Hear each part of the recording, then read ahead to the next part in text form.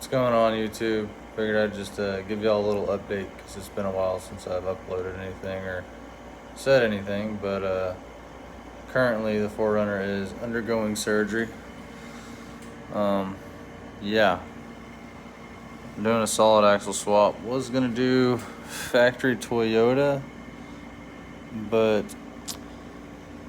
ended up buying some 1-ton axles. So I got a Ford Sterling 10.5 for the rear.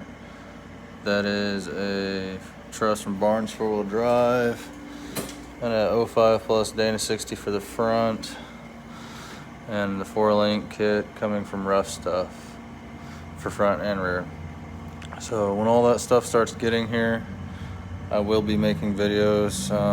Hopefully sometime within the next couple weeks I'll be uploading a video of me welding up this truss to the 10.5 and then also doing the truss on the Dana 60.